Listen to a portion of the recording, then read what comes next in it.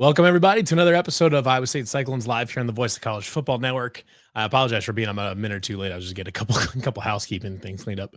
Um, we're back here this week after Iowa State dominates Arizona State at home 39-14. It was a game that Arizona kind of crept the line up to like 4.5 points, something like that, because I think a lot of people got a little bit nervous when they saw for the first time they really like took a look at the Arizona defense and how aggressive it was and how good they were at stopping the run.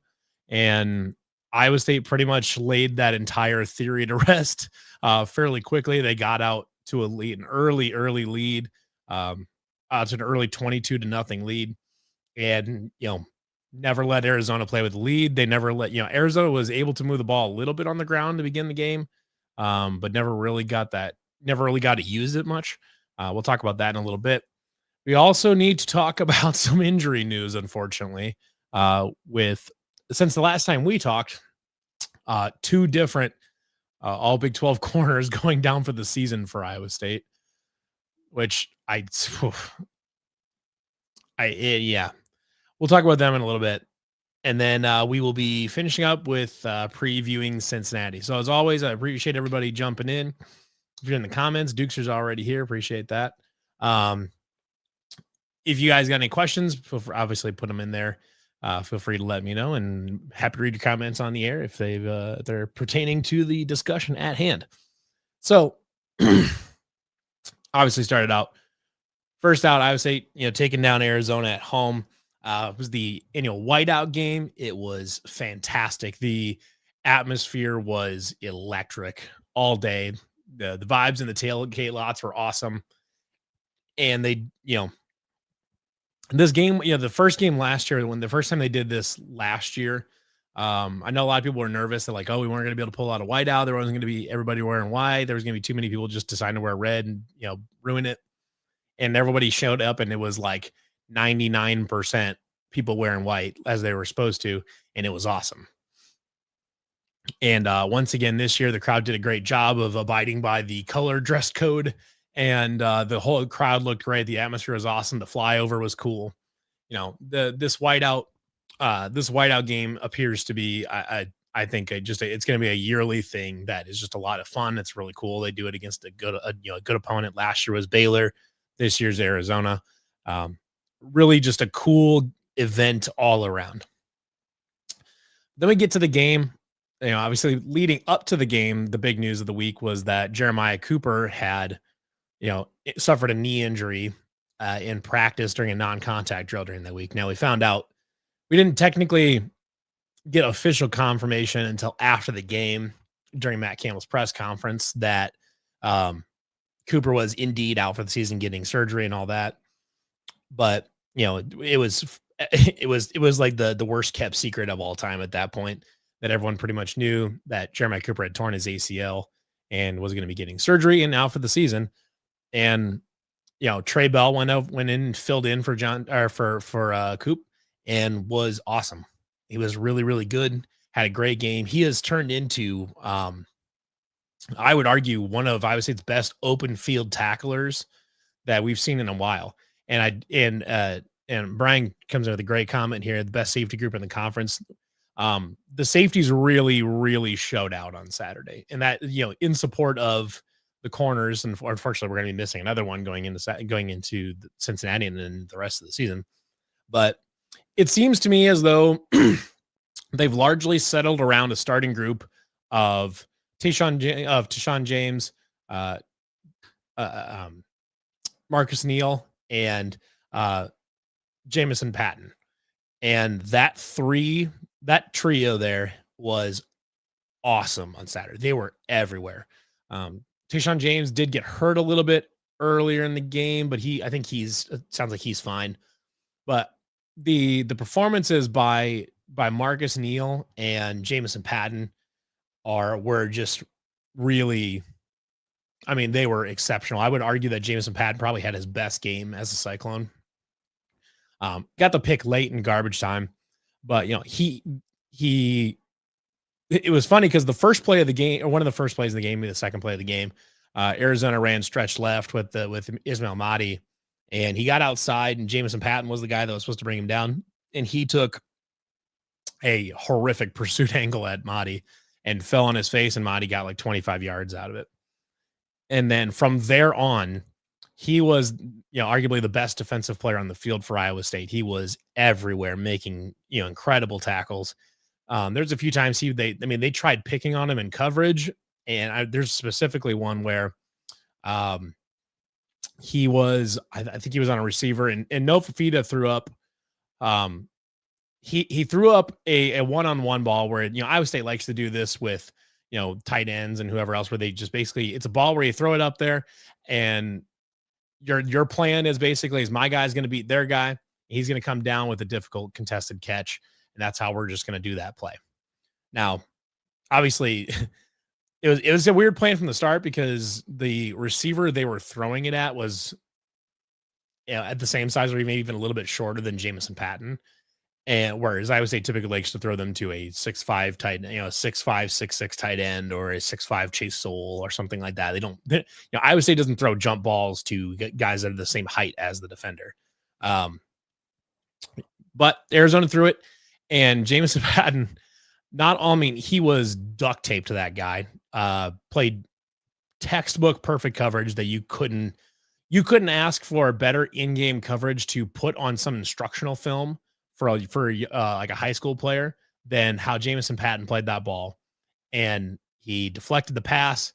The receiver really never even got a good hand on it at all, even.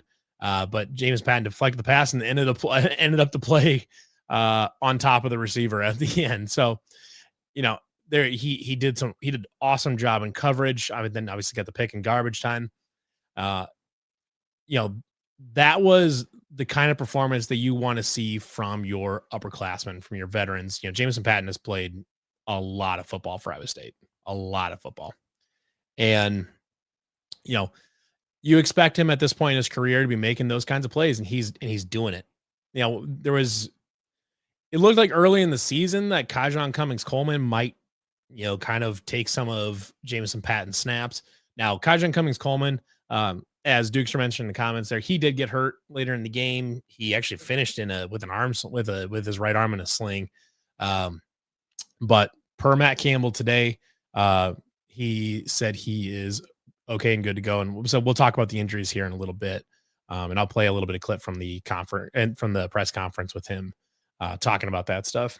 But Jamison, credit to Jamison, he came back and earned his snaps back. He played really well on against Arizona, and I would expect him to continue to be a leader of that back end of the defense, through for the rest of his career, basically. The other guy is Marcus Neal, who's he's a true sophomore, I believe, redshirt sophomore. He he's been one of Iowa State's best defenders, frankly one of their best overall players this season. He's consistently graded out near the top. If you look at like Pro Football Focus grades, he consistently grades out near the top. And he got away with what may have been a targeting later in the game. I wouldn't say he necessarily, I don't think it was the wrong call to not call targeting, but it was, if you look back at the 2020 Big 12 championship game, Isheem Young was ejected for much less than what Marcus Neal did on that play, where he laid the wood to an Arizona receiver that caught a ball over the middle. But fortunately, did not get called for targeting, does not have to miss the first half of Cincinnati. But he continued his play Saturday as a true enforcer in the middle of that defense, where if a guy comes across the middle, if a running back spills one to the outside, he's right there to meet them at the line of scrimmage, to lay a hit on them, to make them think twice about bouncing that thing outside again, or about coming across the middle. He was awesome. There's a few plays, specifically one I can think of where, Arizona's punt returner, for no explicable reason whatsoever, decided to fair catch a punt inside of his own 5-yard line. But he did. Arizona was backed up in their own end zone, and they started running the ball. And, they had motioned a guy. Marcus Neal was matched up on a guy on the, if you're the defense looking at the offense, it'd be on the left side. It would be in the started off on the offensive strong side. No Fafita motioned the receiver back across the formation. Marcus Neal did not follow him over there because they were in a zone. They were in a zone scheme, and Basically, so now he had nobody on that side to cover anymore. So his check essentially became to um essentially became to blitz. And you could see him just start creeping in, creeping in, creeping in. And as soon as Arizona's set and ready to go, claps. Marcus Neal's already off like a cannon. He's behind the left tackle and blows up the run in the backfield. Stuff like that is where, guys like Marcus Neal that are really aggressive, that love to hit people, you know, they can blow up plays in the backfield like that, and they give your defense such a great advantage. He's been good in coverage. He's a great run support guy. They do a good job of basically playing him kind of as like another linebacker almost a lot of times. He's awesome in run support, does a really good job in deep coverage. And I just the especially the duo of Patton and Neal is a really it's such a big advantage that Iowa State has over any other team in the conference. I know, Arizona's safeties are very good. Genesis Smith is a very good safety. They have another one there as well. But if you're looking at how they play within their system, I don't know that you could really justify taking anybody in the conference over Marcus Neal and Jamison Patton at this point. And then Tishon James, when he's healthy and playing well, is also is a dynamic playmaker. He can be a ball hawk back there, pick some passes off. Did a great job. Matt said the band. I must not have caught that the band played the Jaws theme after one of his sacks or hits. Honestly, that's awesome. I don't know if I caught that in the middle of the game, but that's really cool. Sorry, grab my drink real quick. Yeah. So it's interesting too, because generally speaking, throughout John Haycock's tenure and how they've got this thing organized with like Deion Broomfield running the secondary and all that, is they typically have been subbing a lot, like at every defensive position, like subbing quite a lot. This year, though, they've pretty much landed on a linebacker group they like in Carson Willich, Cooper Ebel, and Caleb Bacon. That those three have played really well. I say Carson Willich just came back off injury, but he was awesome. Awesome against Arizona. Did a great job. He was all over the place and really changed the aggressiveness of that entire room. But it seems like they've pretty much landed on those three. I think if I remember seeing that stat right, it's like Caleb Brazina, Bo Goodwin, and Zach Lovett combined for 7 total snaps. Otherwise, they pretty much just ran the starters out there. John Klosterman got some good run out there as well, but they pretty much played like 3.5 guys plus a few other guys sprinkled in. They've really honed in on that group of 3, and frankly, the secondary wasn't rotating much either. I mean, they're pretty much sticking with James Patton and with Tishon James, Jameson Patton, and Marcus Neal. Pretty much sticking with that. They'll swap in Drew Surges here and there for a spell. They put Kyjon Cummings-Coleman in for a spell, but he got hurt on his first snap of the game. So, I mean, it's not like even Kyjon Cummings-Coleman was playing earlier in the game. But the defensive line is still rotating out quite a bit. Dominic Orange, who was also banged up a little bit on Saturday, it sounds like he's fine. He got up and walked off under his own power twice. I think it sounds like he's fine. The keep rotating defensive ends like Vontroy Malone, Tomato McDonough, and Trey Verdon got his first career sack on his first career play on it. On his first snap as a Cyclone, Trey Verdon gets a sack, so that was pretty cool. But I would guess that they're probably going to keep a fairly heavy rotation on the defensive line until they can figure out exactly what they want to do and see if they can find the guys. Because I think if they could find 2 defensive ends that they really, really like there, I think they would be inclined to continue to play those a little bit more. And also kind of cut down on the rotations throughout the game if they can. I think they would like to do that if they can. Duke says Willich is smallish for linebacker standards. He's like a missile. Yeah, Willich can play because he's just a touch smaller. Willich can play a lot faster than a lot of linebackers can, and it really shows. He's all over the place all the time, and especially when you've got that hustles like that. I mean, he's great. So overall, I thought the defense did a really nice job bottling up Arizona. They, unfortunately for Arizona, they were able to run the ball a little bit, but they got behind and they basically had to throw the whole game. And Yeah, I think Noah Fafita dropped back over 40 times. Yeah, he had over 40 pass attempts, which for I think even Arizona fans would have said that if they had to do that, it wasn't going to go very well. But I really want to talk about how Iowa State's offense handled their defense. And it was that was, I think, the biggest talking point coming into the game is how Iowa State was going to try to move the ball against Arizona's like really super aggressive defense. And I brought it up last week that RPOs, play actions, things like that were going to help a lot. Um, I don't know if I mentioned on this one, but on another podcast, I had brought up that like hitting in the slants and stuff like that. If you can get quick passes, over the, linebackers are overcommitting to a run. If you can get a quick slant behind them, and then and that one actually came extremely true, which was that I was like second quarter. I want to say Chase Soul they hit Chase Soul, which we're going to talk about Chase Soul here in a little bit. Uh, but they hit Chase Soul on a backside slant off of a play action. Caught the linebacker biting too hard, hit Chase Soul, and then Chase takes it for about 65 yards after the catch. It was awesome to see that. That would to me was one of many examples that Taylor Mauser, if you give him time to find a solution for your defense, he's going to find it. He can find your weaknesses if you give him enough time. And Arizona's defense is weird, and that, like if you're like Kansas State where you had to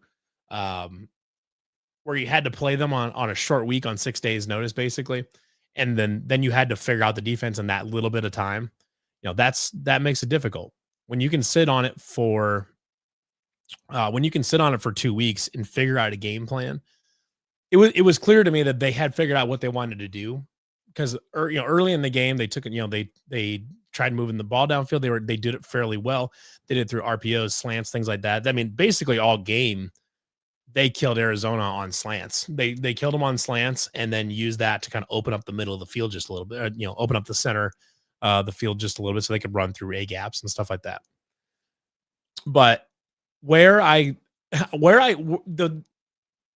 the play that it told me is that Iowa State was ready to go in this game, that they were ready to play, that they had a plan for Arizona, and that they were not going to get punked this game. Was after the first touchdown, after I believe I want to say is Rocco snuck it in, and they line up Chase Smith, the third string kicker. Who, Arizona fans were talking all weeks like, oh, they've got no kicker, How are they going to win a close game? All this. Which it was funny because anybody that's listening to anything that either I or Cyclone Fanatic or put out last week is that Chase Smith played quarterback in high school.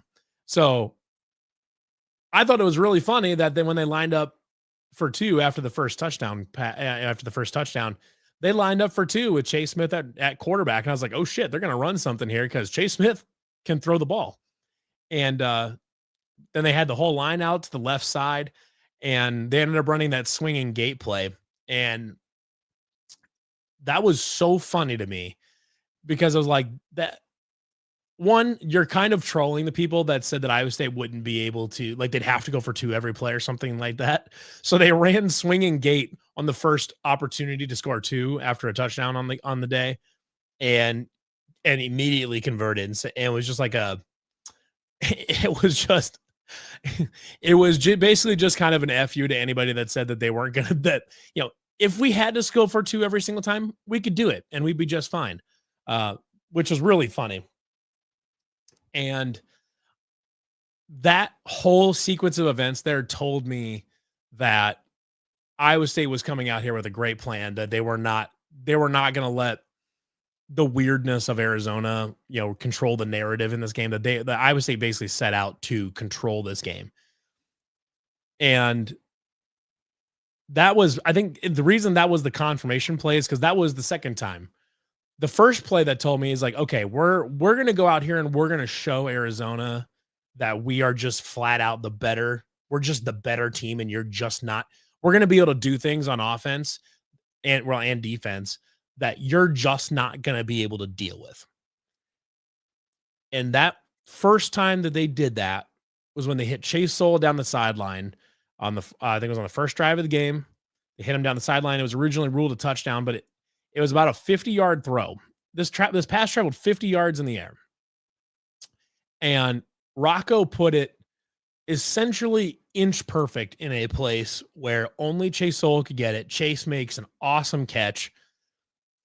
We thought after the Arkansas State games, like, okay, they're getting ready to use these guys a little bit more. It was very clear that they were getting ready to use Xavier Townsend and Chase Sowell a little bit more and getting ready to let them go in the game plan. And boy, howdy, did they do that with Chase Sowell. Multiple times they used him as a deep threat. I mean, I think he averaged 35 yards a catch on the day, something like that. And that throw was an NFL level throw from Rocco. That was a throw that NFL scouts will put on that tape, on his tape, until the draft day, until whenever he decides to go up to the draft, that play is going to be on his highlight tape, because he dropped back and just effortlessly.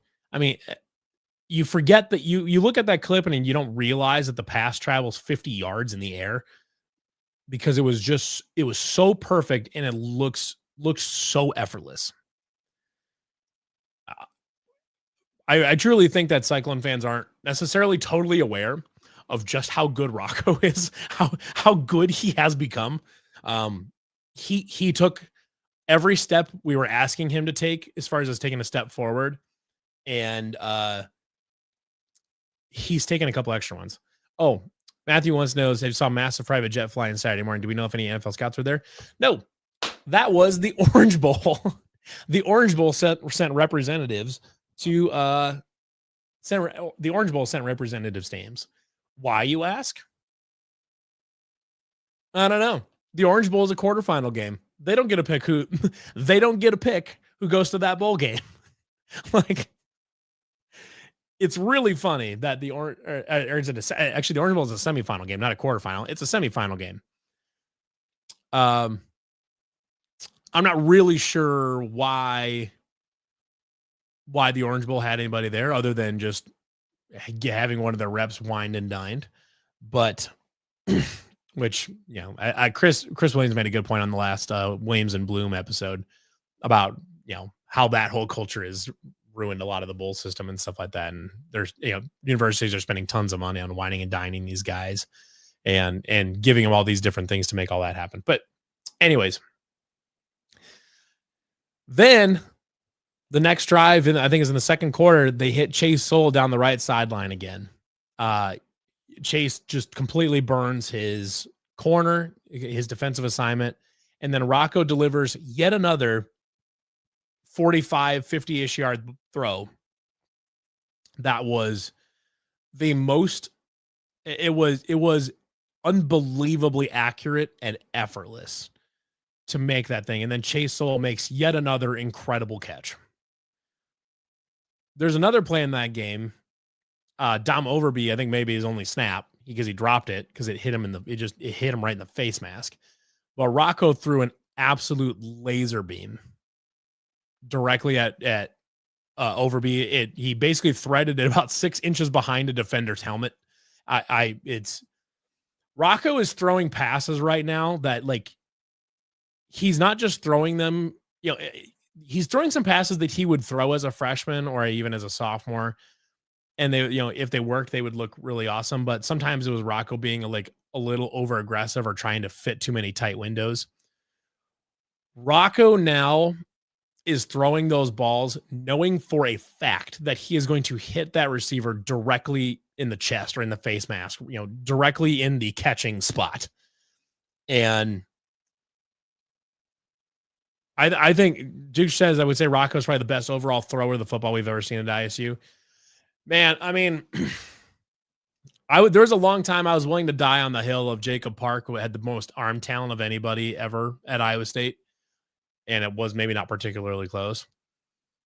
Boy, at this point, what Rocco is doing goes beyond just having really good arm talent, which it's very clear Rocco's got a really strong arm, throws a great deep ball. Anything like over 20 yards, Rocco is like, I'd have to see some stats, but I'd have to imagine that Rocco is one of the most accurate quarterbacks in college football beyond 20 yards. And he fits some incredibly tight throws in short, in short ranges that other guys just can't because they don't have the kind of arm that Rocco has. And Rocco is only halfway through his junior season right now. And he's making it really difficult to not start to, he's making it incredibly difficult to not start talking about whether he or Brock is the best quarterback in school history. That's how good Rocco has been. And I think, I mean, if Rocco keeps winning and wins 10 games again, and obviously goes to another Big 12 title game and maybe wins it, I if Rocco wins a Big 12 title this year, I'm not you're probably going to have to make the case for Brock over Rocco, like versus the other way around. Like you're not going to have to argue that Rocco, you'd make the argument for Rocco. You would have to make the argument for Brock over Rocco at that point. Now it's not to diminish Brock, but Rocco, when he's in the game, Rocco has this different level of control on the field that we just haven't seen from an Iowa State quarterback, where he's just out there. This is going to sound a little hyperbolic, but I think this is a great way to describe it.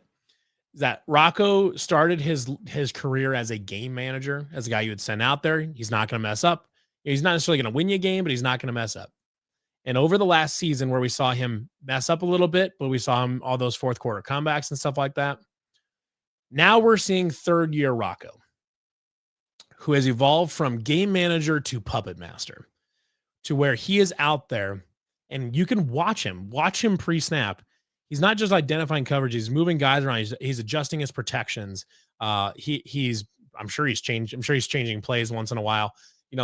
He's in complete and total command and control of everything that's happening on the field when he's out there. He's moving guys around he's constantly moving guys around to see what the defense is doing and sometimes to move guys out of the way on defense. He's really controlling what's happening out there. And it's remarkable to watch him play quarterback, because when he is out there, nothing feels rushed. Nothing feels chaotic.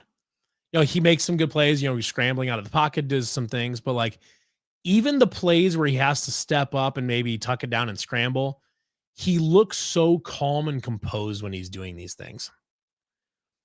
And just go back and watch, especially like the Arizona game where he missed out on his, extending his streak of passing touchdowns. But man, he was in control of that whole thing. 15 to 22. He did throw the one pick, but that was late. That was late in garbage time, and he was just trying to find a pass to extend his streak. So he has 2 picks this year. One was in garbage time where he was just trying to get a stat streak basically, and then the first one was 0% his fault. Hitting Ben Bramer directly in the hands basically. So, Rocco has 0 picks on the season that anybody gives a shit about. And the whole while it's, he's on a career high completion percentage right now, even with all the drops that he's had to deal with. Had he not been dealing with all those drops, in the first part of the season, from Dom Overby dropping a few, Brett Eskelson dropped one, Ben Bramer dropped the one, without those drops early in the season, Rocco could be pushing or over 70% completions right now, which that's a really big number. And he just makes this whole thing go. And when he's on the field, it's very clear who's in charge. And it never feels as though Iowa State is really floundering. Like it feels like there's even if they have to punt, they go 3 and out, they have to punt because something gets blown up or whatever it is. It's not because Rocco looks lost or things feel out of control. It's maybe, a play call wasn't synced up right with what was going on in the game, or maybe,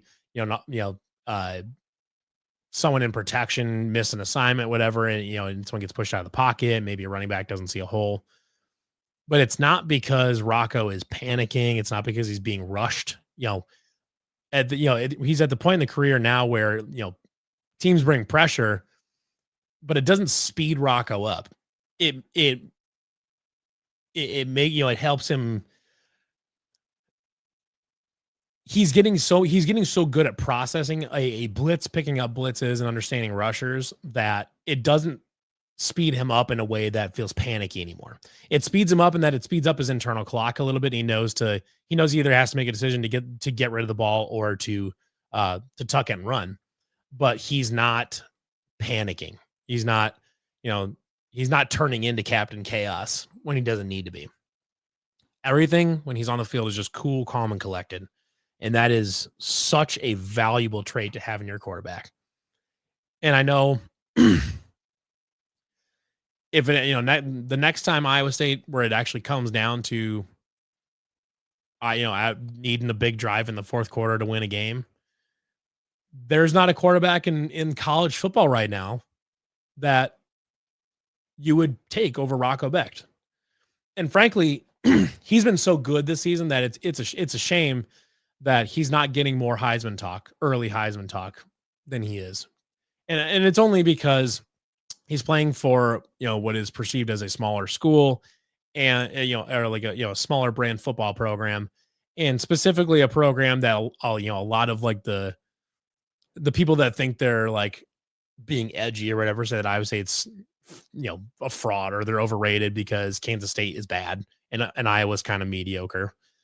That they aren't 5-0, basically. They aren't 5-0 in the top 15. That they're not actually a good program because Kansas State's bad. So Iowa State can't be good. Um, and but anybody that's watching these games know that right now there might not be a quarterback in college football playing better this season so far than Rocco Becht. There's a few that are probably in the conversation, like that Jade Mayava from USC's played really well. There's a few of Diego Pavia at Vanderbilt, the kid from Georgia Tech. There's a few of them that are like also playing well.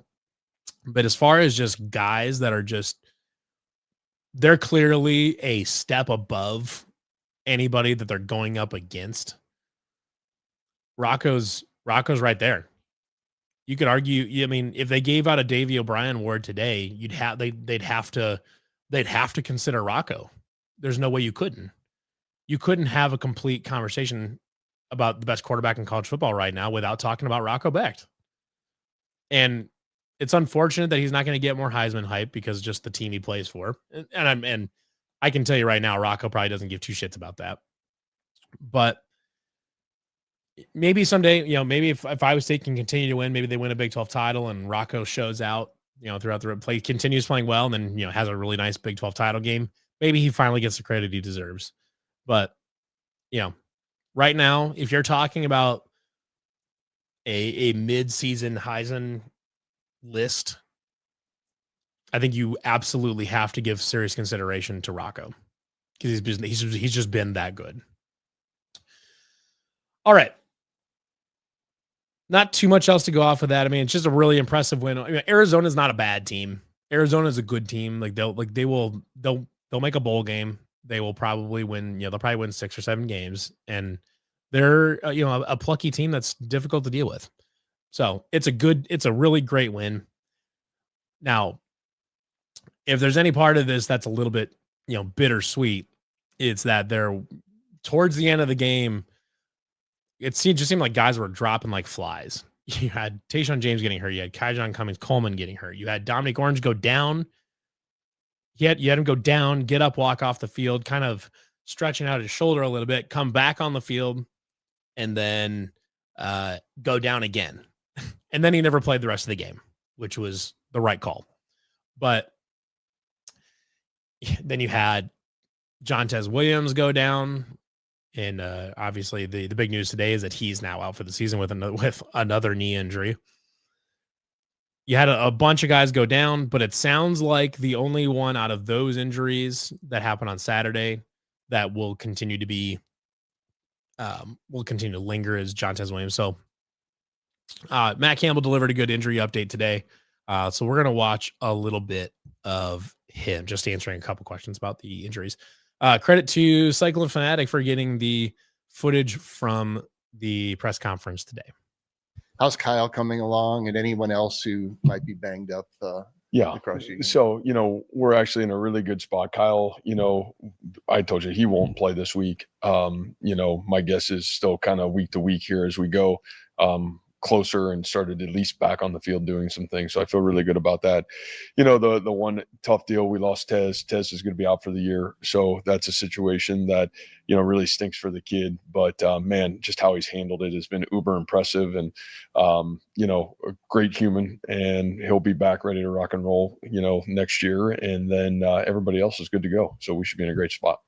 At that corner spot, I know Coffey's been banged up, but Quentin Taylor, Benny, I mean, how does that early in the process, but how does that rotation look like? Because I know you feel good about the depth in that secondary room. Boy, we do.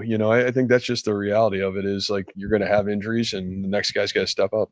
Quentin Taylor's played, I think, almost 30 snaps a game the last 3 weeks and played really good football for us. Benny started to do a great job. We do get David Coffey back. So, David practiced today. So I think we feel really confident about what that group looks like. And, I know those guys aren't participating, but their leadership is critical, and they've already done an unbelievable job. Coop had surgery and was out on the practice field today, and Tez is out there. So we'll be just fine.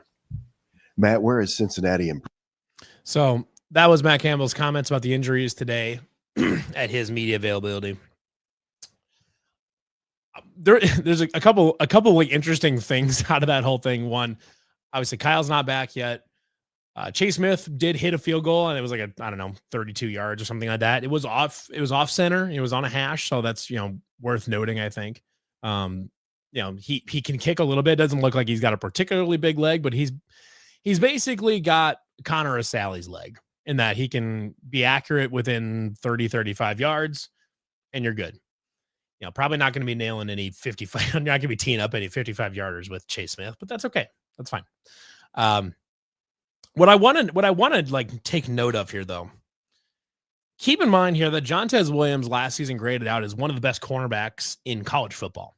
I think PFF had him graded out as like the third or fourth best cornerback in the entire country last season. All Big 12 performer. I think he was a preseason first team All Big 12. He's the best corner in the Big 12. He just is. He's the best cornerback in the Big 12, and he's one of the best cornerbacks in college football. He goes down for the season, essentially like 2 days after Jeremiah Cooper, one of the better safeties in the Big 12, turned one of the better corners in the Big 12, goes down with an ACL for the season. And then Jontez Williams goes down for the season. He's missing his two best corners right now. And if you watch that clip, Matt Campbell is like, his whole attitude is like, shit happens, but Iowa State is in a place right now as a program where they've got so much depth at so many positions that like losing an all Big 12 corner and not just depth at the position, but solid with how solid that defense is, and just familiarity across the defense and across different position groups, and just feeling confident in how well that defense plays as a group, that losing Jeremiah Cooper and Jontez Williams in the past week, both of them for the season, does not appear to worry Matt Campbell at all. He even literally says, like, other than that, we're in a great spot, and I'm not too worried about it. I'm not saying you should be worried about it, because Trey Bell and Quentin Taylor have both played incredibly good football so far this season. Like, I think Trey Bell has come on a lot faster than people thought he was going to.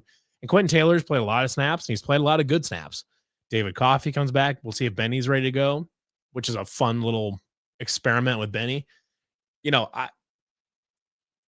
Iowa State's got the depth here from a talent perspective to survive two all Big 12 cornerbacks going down for the season. They're good enough to survive that, and that doesn't change Iowa State's trajectory. It really doesn't, because the pass defense is so good. It's so solid, and everybody does their job. The safeties are so good that like the corners don't have to be perfect for the pass defense to do its job. But Trey Bell and Quentin Taylor both are good corners. They've done a really nice job so far this season. I said it earlier. Trey Bell is one of the more impressive open field tacklers I've seen in the last, I don't know, 5 years, maybe most of the Campbell era. He's a really, really good open field tackler. And I think it's remarkable that we can be in a place where the coaching staff there is not talking about like, oh man, it's a huge loss. We're going to have to, we're going to see who steps up. It's next man up, all this forever. It's no, we've got 2 guys that have played a bunch. They've played good football. We'll be fine. He says, he says, other than our all Big 12, potentially all American corner in Johnson Williams, other than him being out for the season, we're in a great spot. And I'm not even like saying that, I'm not saying that in jest as in like Matt Campbell's crazy. We're screwed. I'm saying that is where Iowa State as a football program is right now. You can lose an all Big 12 corner and it doesn't really change your outlook. It doesn't really change how you play. It shouldn't change predictions. I mean, it will change the predictions for people that don't know the program very well, or Vegas may even adjust the line or something. But for people that have been watching Iowa State, seeing that Trey Bell and Quentin Taylor are going to come in and be your starters doesn't concern you that much. They've both been really good. It's just one of those things that I mean, if you put it this way, really, is that Arizona right now is where Iowa State was in like 2017. You got some guys that are kind of having to out scheme you in some spots, having to just try harder than you in a lot of spots to win games, but they're going to win some games. They might upset somebody. But it was pretty clear on Saturday that Iowa State was just a different level of football team. Like, they were clearly better at basically every position. The offensive line, which has played very well so far this season, I've been very happy with the offensive line. They dominated the defensive. They dominated the line of scrimmage. The defensive line did a nice job. Like the physicality, the size and physicality, factor at a lot of positions. Arizona was just not equipped to deal with Iowa State's size and strength and their physicality. They just weren't. I mean, it wasn't close. It wasn't like they fought their hardest and stuff like that. I mean, it was Iowa State was regularly pushing Arizona around kind of wherever they wanted to for the most part. And it was just a really impressive thing. And that's, it truly now is, it legitimately now is next man up, in that the next guy up is going to be good. That's just what it is. And I think Dukester's right on here. Ryan Clanton, I think I even said it before the season, is that, this season is where we're going to find out if Ryan Clanton can coach or not. Like, if we're going to find out what we thought about Ryan Clanton, which was, we thought he was one of the best, offensive line coaches that Iowa State could have gotten. And because he, did such a good job at UNI and all this. And, we'd said that like this was the season we're going to find out if what Ryan Clanton is doing is, having an effect, if it's doing if he's doing what he's supposed to be doing. And it's very clear to me that he's done a very good job coaching up that group. The offensive line has been awesome. But I mean, across the board, we're at a point now where there's like stuff like this isn't going to losing a corner or two isn't going to sink your team, because the depth across the board is just so good now. They've done such a good job developing depth and recruiting depth that, they can survive this and they can still win a Big 12 title with this group. Trey Bell and Quentin Taylor can be your starting corners in the Big 12 title game and they can win. That's just where Iowa State is now. So it's pretty remarkable to see where Iowa State is now, where it's just clearly a step above, a good chunk of the conference, where it's just a significantly better football team. Question here in the comments here. So Matthew says, when is it time to have a conversation about Abu? Love the kid, but just seems like he's hesitant in the backfield with Carson is full steam ahead. Maybe it's play calling. I don't know. Okay. So Abu has been getting roughly a 50-50 share of the carries so far this season. Now, this past Saturday, Hansen had, I think, 19, and I think Abu had 12. So, it seems like they prefer to at least start the game with Carson Hansen. I don't think you can deny that Abu Sama is a big time home run threat if you can get the kid in space. I think so far, I just think so far that like the teams that they've played against just weren't like a great opportunity. They weren't a great matchup for him specifically. And what I mean by that is, like, if you look at, like Iowa and Kansas State are both like really good fundamental teams up front that do a good job defending the run. And, they just tend to bottle up guys like that. Arizona would have been potentially a chance for him to break off a couple long ones. But the way you do that against them is you kind of navigate your way through their traffic, which is just crossing around all over the place. You navigate the traffic, make a guy miss, and then you can go. And Carson is really good at navigating traffic in space, in close confines, and basically using his forward momentum to kind of blow up the cross traffic a little bit and just kind of go forward and get it. Abu's not, a true like north-south runner. I don't know if it's just a matter of, they need to find a way to get him the ball, outside. If they need to, find better ways to get him the ball in space, or if it's just Abu not seeing the right stuff. I don't know if there's really a conversation to be had about Abu, because you don't need him to be Breece Hall. You have Carson Hansen. Carson Hansen right now is probably your, quote unquote lead back. It seems like they prefer to have him at the beginning of the game. They use him in crucial like goal line and third down situations. You don't need Abu to be Breece Hall or Dave Montgomery. We know he has that like physical ability. Like if everything clicked for him, like mentally and how he processes the game, we know he could be that good, but you don't need him to be. So I don't know if there's really a conversation to be had about Abu. It's not like he's been bad. I mean, he's been solid. He just, he's just not maybe as good as we just know that. I think the frustrating part is that everybody can see the potential, and it's just frustrating to not see him, banging his head on his potential ceiling. I just think that's the frustrating part about watching Abu, is that we know what he can do. We all watched that BYU game. We watched the Kansas State game. And we saw the Arkansas State game where he broke off a long one, and he would have broken off another long one that would have been a touchdown had it not gotten called back for a penalty. So we have seen this season that he can do what he needs to do. And that's Jay Bird's exactly right here. I like the difference hitting the defense with different running back styles. That's exactly right. Right now you have the luxury of two different running backs that do things differently, that you use them differently. And right now I think it's just a matter of they're going to keep using him. They're going to, let him, if he can make a guy miss and get some good yardage, that's great. But they're going to keep working on finding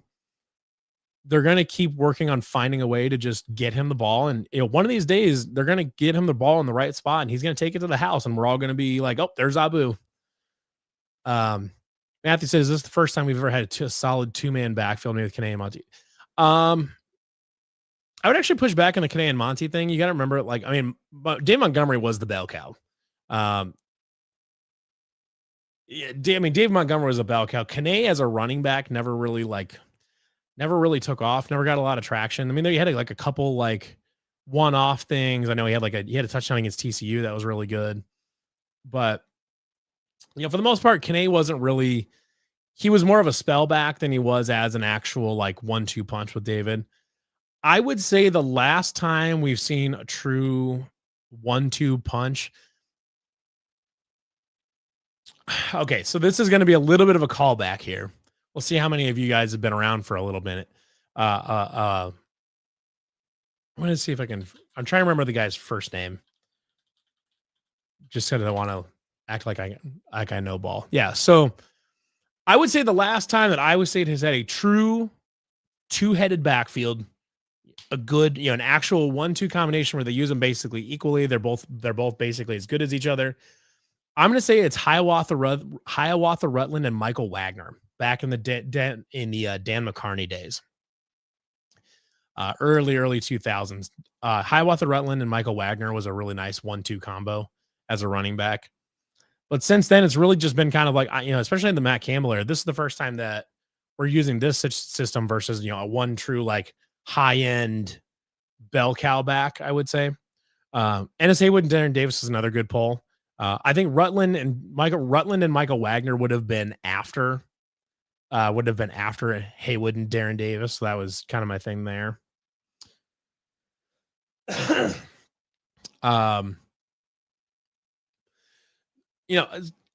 the most part, we've had the bell cow thing. It's been Dave Montgomery, it's been Breece Hall, and then they kind of there's been a couple years after Breece Hall where they kind of floundered around a little bit. They just couldn't really land on a guy. They had that weird like Cartavius Norton thing in 2022, 23, or was it 23 maybe? There's a couple years there where they post Breece Hall where they just couldn't find the right guy and just never really had it. But they've got a full 2-man backfield now, and it's really, really awesome. Okay, let's talk about Cincinnati. So Cincinnati is coming into this game off of a really nice upset win over Kansas on the road in Lawrence. They basically want to shoot out with the high flying Jayhawks. It basically is two offenses that are playing really well and two defenses that are not playing well at all. One thing we'll talk about the Cincinnati offense here. So Brendan Sorsby last year against Iowa State, he had like 100 yards on the ground. Didn't do much in the air, but had 100 yards on the ground. And Cincinnati kept it tight with Iowa State for a while. I think Iowa State kind of eventually started pulling away just a little bit, but clearly that Sorsby has taken a little bit of a step forward. He's a much better passer than he was before. Cincinnati is a good team. Let me see if I can find their stats. They've got a really nice receiver. Damn it, trying to pull up the box score so I can get the actual stats. So Brendan Sorsby last week went 29 of 43 for 388 yards and a couple touchdowns, 85.5 QBR. I think PFF has him graded out as like as a top 10 player for them. Actually, let me pull it up here. I can just pull it up on screen. So Evan Pryor there, a nice little running back. Cyrus Allen, 11 catches, 128 yards, 2 touchdowns. Cyrus Allen has been one of the best receivers in the Big 12 so far this year. They've got weapons now. Scott Satterfield, for all the criticism he gets, right now he's doing a good job. I think if Cincinnati had been bad again this year, my guess is that Satterfield probably loses his job. But this year he's done a good job of keeping himself paid. People forget when he was at Louisville, he got a lot of credit for having some really creative offensive schemes and some really creative play calling. This isn't unprecedented for him to put together a good offense. And it'll be a good challenge for Iowa State's defense. They're playing against Sorsby's a veteran quarterback that can hurt you with his legs, can hurt you with his arm. And he's been really good this year. You could argue. So he's played one good defense this year. Nebraska has a pretty good secondary. Nebraska plays a whole lot of man coverage. Iowa State plays almost exclusively zone coverage. He's been really good against zone coverage this year, was kind of bad against man coverage against Nebraska. You could argue that was just bad game plan on the part of Cincinnati. But the funny part about this game, though, is that Iowa State and Cincinnati play the same defense, and that is because Cincinnati defensive coordinator Tyson Veit learned how to coach that scheme under John Haycock at Iowa State. So both teams know pretty much exactly how to attack the other one. It's kind of a funny deal. So really, what comes down to is in this game it comes down to winning individual matchups. It comes down to play calling. And it comes down to who can stay the most disciplined as far as managing turnovers and penalties, because they are. They're running the exact same defense they are. They know how to attack us. We know how to attack them because they're doing the same thing we are. Now, the two teams are going to attack differently. Cincinnati's got an established receiver in Cyrus Allen. We believe we've got a receiver now in Chase Soul. I want to see him put together 2 games in a row, but it's very clear that Chase Soul is very gifted. He's very athletic. He's very talented, and that Rocco is now trusting him, and that he is now on tape as somebody Cincinnati needs to keep an eye out for, which is great because the tight ends are still really good. Turns out at least one of them can throw. And Ben Bramer, who now has a longer completion this season than any completion that Mark Gronowski from Iowa has completed. So that's kind of fun. But the tight ends are such a big part of the game plan for of preparing for Iowa State that now you have to figure out how to defend that while knowing that you've got Chase Soul out there at 6'5" and can beat your corner off the line. That you've got to deal with him too. And also you've got 2 running backs that are really good and an offensive line that's playing really well. So I was taking attack Cincinnati in a lot of different ways. And, this is another one where I don't think Taylor Mauser needs 2 weeks to figure out how to attack this defense. But if you're asking me to choose between Taylor Mauser and another play caller on figuring out the other one's defense first, I'm going to take Taylor Mauser. He's too good at his job. And this feels like a game where Iowa State is going to want to be able to slow the game down. I think they're going to want to control clock. I mean, scoring quick's great, but if you can get a 6-minute scoring drive, you'd prefer a 6-minute scoring drive over a 2-minute scoring drive, or you'd prefer a 10-minute scoring drive over a 4-minute. I like the idea of kind of eating some clock in this one, slowing the game down, reducing number of possessions just to keep Cincinnati's offense off the field. Now, Cincinnati is underwater so far this year on the turnover ratio, or I would say it's positive. So Cincinnati turns the ball over more than they turn people over. Cincinnati does not defend the pass particularly well. They're outside of the top 100 in a lot of pass defense, a lot of pass defense stats. In rush defense, they're about middle of the pack. They're 50th, 60th, they're in the 50s and 60s for rush defense. Fairly unremarkable. They're okay, but they're pretty unremarkable. The big key for them is going to be whether or not Dante Corleone is going to be available. I don't believe he did not play against Kansas. I don't know if, let's see here. Scott Satterfield just today. Let me pull this up on the screen for you guys. So let's do. Okay, so Scott Satterfield is saying that Dante Corleone is going to be back this week. He was out with an ankle injury. Joe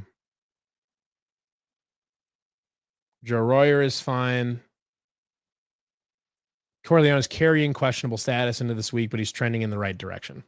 So if you're Iowa State, you're planning on dealing with Dante Corleone, who's a very good, very, very good defensive tackle. Pretty much right on par with Dominique Orange. He's really, really good. So dealing with him is going to be something Iowa State has to work with. And if he's out, that makes running the ball a lot easier for Iowa State. If he's in, then you're probably double teaming him, and you're finding a way to bring extra tight ends in to run the ball. And that's okay. But I think Iowa State's plan here is you're definitely going to be conserving clock. You're gonna be eating time of possession, keep Cincinnati's offense off the field, keep their defense on it, wear their defense out a little bit, and just let your physicality, just like you did with Arizona, let your physicality take this game over and win this game for you. Because right now you're gonna be able to, you're gonna have a physicality advantage, a strength advantage over most teams you play. Pretty much all of them, until you, like, if you run into Tech or Utah in the Big 12 title game, they'll be able to go toe for toe with you, but they'll be able to go toe to toe with you on that. But of what's left on the schedule, you're going to be the more physical team in pretty much every matchup. So, I think that's the recipe for Iowa State in this one. Run the ball, get your ball to the tight end, get it to the tight ends, let Chase Soul be your big play guy. Maybe see if you can get Xavier Townsend involved.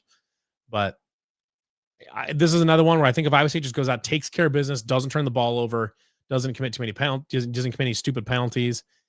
If you can force a turnover and not commit one yourself, that makes this game a lot. That swings this thing in your favor quite a bit, especially if you're able to successfully eat clock, limit possessions. So I don't think the scouting report is too difficult. You're pretty much attacking their defense the same way you're attacking ours. So you're being patient. You're not getting aggressive where it doesn't make sense. You're not taking unnecessary risks. You're just doing your job. And fortunately, Iowa State's got a veteran quarterback that doesn't make a lot of mistakes. So I know it's kind of a short preview, but like I said, I don't think it's a particularly complicated one. It's not a defense we're unfamiliar with. So I just think over time, I think this one's eventually going to shake out. Where Iowa State's going to be able to get a stop that Cincinnati is not able to get, just because the secondary just isn't there for Cincinnati. So my final score prediction. Well, actually, what's interesting about the final score in this one is I believe the over-under was set at like 52.5, which I think a lot of people feel is pretty low. But it kind of depends on how you think Iowa State's going to attack this thing. Because if you think that Iowa State is going to try to suck the air out of the ball and just eat possession, this could be down in the 28-17 type of range. If you think that Iowa State is going to basically be okay with just trying to trade touchdowns with Cincinnati for a while and then just get a stop where you need to type of thing, kind of like they won a lot of games last season, then this thing gets moving pretty good. However, I think over time, Iowa State will start pulling away, get a touchdown late to pull this thing away. Give me Iowa State to win this thing 38-24. Cincinnati's defense is a very clear step down from Arizona's, and they will be able to run the ball a lot easier than they were when they were able to against Arizona. The secondary is also a step down, and I just think this just feels like a game where Iowa State will be able to put some points on the board. Scoring 39 versus Arizona is a really nice number. That's a good number to get to against that defense, which has been really, really good. I think you can do the same thing to Cincinnati, and I just don't know that Cincinnati is going to be able to just win a shootout with you the way they did with Kansas. I don't see that working.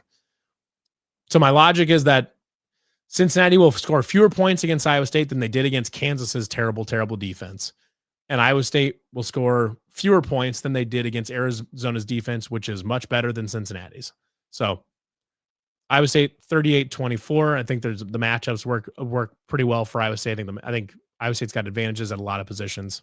So Iowa State 38-24 over the Cincinnati Bearcats in Nippert Stadium, which is a good stadium. It's not one that like worries me necessarily as far as like an overwhelming, it's not like we're not going into, we're not going into Neyland Stadium or something like that. We're not going to Rocky Top. Remember, we're just going to Cincinnati. It's a good stadium, but it's not something that the team can't handle. I mean, if you want like a player to watch on offense, I'm very curious to see how they use Chase Soule again. I'm very curious if they're going to keep throwing him some deep balls and let him be the guy that gets 3 or 4 catches, but he gets 80 to 120 yards on 3 or 4 catches. If that's just gonna be the guy, or if they're gonna start, really feeding him the ball, I'll be curious to see how they do it. But the Jontez Williams injury doesn't change anything, doesn't change any calculus at all for me. So 38-24 Iowa State. I think we'll probably wrap this one up. I really appreciate all the comments. Matthew said 11 a.m. too. I think 11 a.m. on the road, I think is awesome. You just get up, eat breakfast, you're there. You don't got to screw around all day. I totally agree with you there. I think at 11 a.m. road kicks are awesome. I really like those. So appreciate everybody tuning in. Appreciate all the interaction in the comments. We'll be here again. Because it is a road game, I will be doing post-game live call-in show here on Saturday after the game's over, since we're on the road and I can be at my desk. So plan on that. The game's at 11, so probably over around 2:30. So probably plan on 2:30, 3 o'clock for a post-game call-in show and reaction show to this. Hopefully, I Iowa State will be 6-0, and Iowa State will be 6-0, and getting ready to head to Boulder to take on a Colorado team that seems to be getting better, but we don't really know. So thanks, everybody, and we will see you all again on Saturday for the post-game reaction show and call-in show. Thanks, everybody. Go Cyclones.